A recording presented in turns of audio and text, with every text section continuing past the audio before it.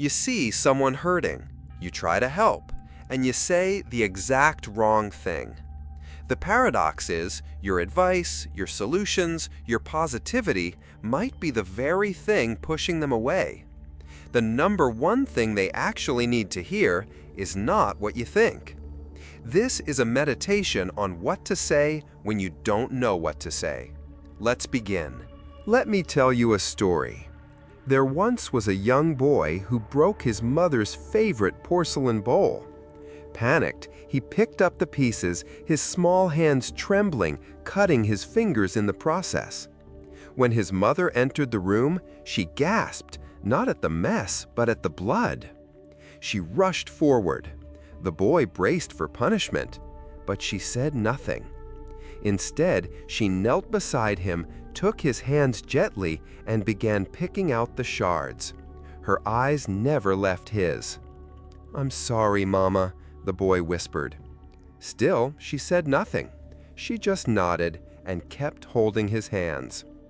After a long silence, she finally spoke. "Does it hurt?" The boy nodded, tears spilling down.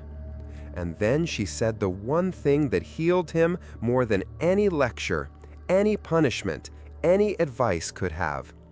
"I'm right here." She didn't say, "Why weren't you more careful?" She didn't say, "We'll fix it later." She didn't say, "It's not that big of a deal." She said, "I'm right here." And in those 3 words, the boy's shame transformed into safety. It makes you wonder, when someone we love is hurting, do we rush to repair what's broken? Or do we sit with them while they bleed? We live in a culture obsessed with fixing. We solve each other like puzzles. We hand out advice like candy. We treat pain like a problem to be eliminated. But the truth is, pain isn't always asking for a solution.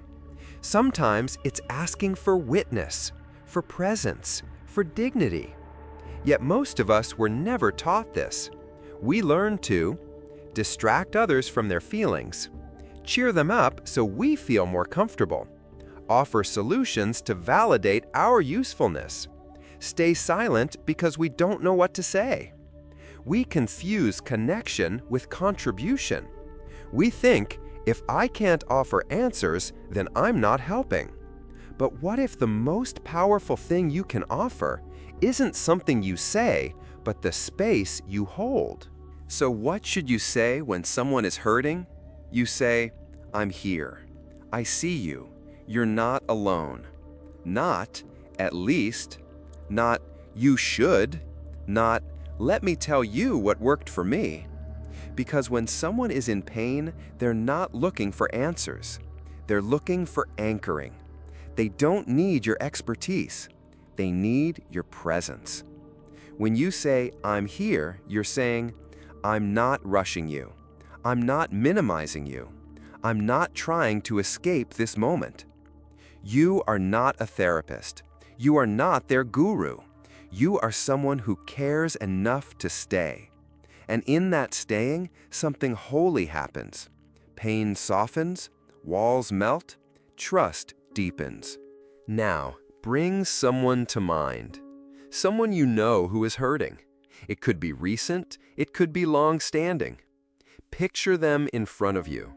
Their body, their posture, their face. Let yourself imagine how their pain lives inside them. Is it tight in their chest? Is it cloudy in their mind? Is it heavy on their back? Now, instead of offering advice, instead of rushing to speak, simply stay. Be a harbor. Be a calm field. Be a breath that doesn't demand anything. And in your own mind, say to them, "You don't need to be fixed in this moment. You are allowed to feel everything. I won't leave. I'm right here." Feel what happens in your body when you say this. Feel what it's like to just hold, not change their truth. Now say, slowly and silently, "You're not alone." That's the moment transformation begins. Why don't we say these things more often? Because presence without a plan is deeply uncomfortable. When someone is sobbing in front of us, our nervous system screams, "Do something, make it stop, say something helpful." But this urge is not always rooted in love. Often, it's rooted in our fear of powerlessness. To be a safe space for others, we must become safe with silence, with grief, with not knowing what to do. True empathy is not about having the right words. It's about being brave enough to be with someone in their unfixable moment. Let's name a few common responses that, though well-intended, often do more harm than good. At least you minimizes pain, makes the person feel guilty for hurting. Everything happens for a reason. Spiritual bypass often shuts down authentic emotion. That happened to me too. Hijacks the moment and centers yourself. You're strong, you'll get through this. Sounds like encouragement, but implies they shouldn't be falling apart. Here's what to say instead. That sounds really hard.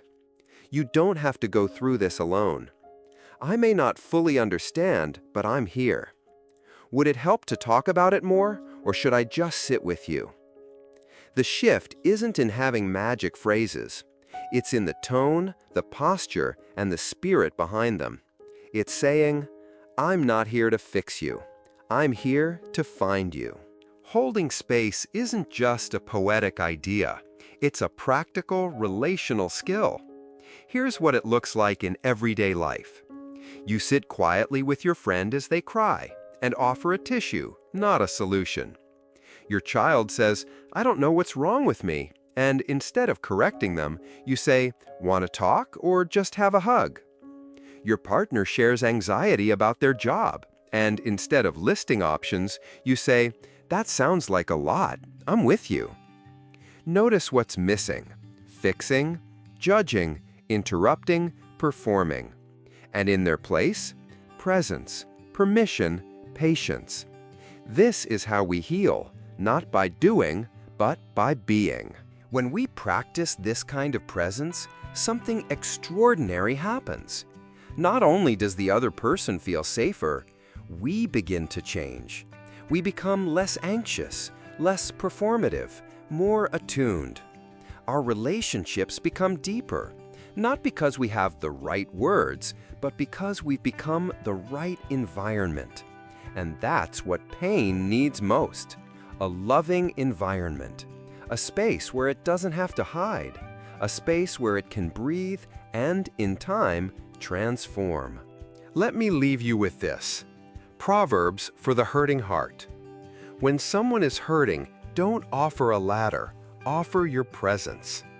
Advice speaks to the mind. Presence speaks to the soul. You don't need to understand someone's pain to sit beside it. The wound is not asking to be solved, it's asking to be seen. And a blessing. May you be the quiet courage someone needs. May your stillness soften the storms of others. May your heart be large enough to hold what words cannot fix.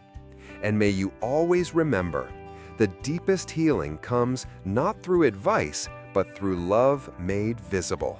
People don't remember what you told them when they were hurting. They remember how you made them feel. Did they feel rushed, dismissed, unworthy of being messy?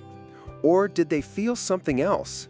Safe, seen, still human, even while falling apart. That's what we long for. Not answers, but anchors. Not solutions, but someone to say, "I'm not going anywhere. I see you. I'm right here." Tonight, if someone in your life is hurting, don't rehearse what to say. Just go to them. Put your phone down. Look into their eyes. Breathe with them. And when the moment comes, say not what's clever, but what's real. Say, "I'm here." Because sometimes that's the only medicine a soul really needs. And the most profound healing happens in the arms of presence, not perfection.